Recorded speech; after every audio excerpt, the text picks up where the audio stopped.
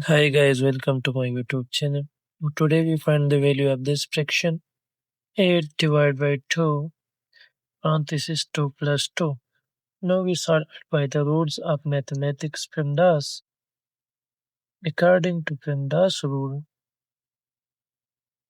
first we solve parenthesis, then exponent, then multiplication or division, and then addition or subtraction. Multiplication or division we solve from left to right, and addition or subtraction we solve from left to right. Now we have one division and one parenthesis, and here multiplication. According to the rule, first we solve parenthesis. Now the equation become 8 divided by 2, and here multiplication, and inside of the parenthesis 2 plus 2 they give us 4.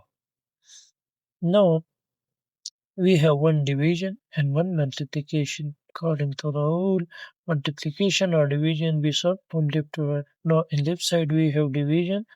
So first we solve division, then multiplication. So the equation become 8 divided by 2. They give us 4 multiplied by 4. Now 4 times 4 they give us 16. So the final answer is 16.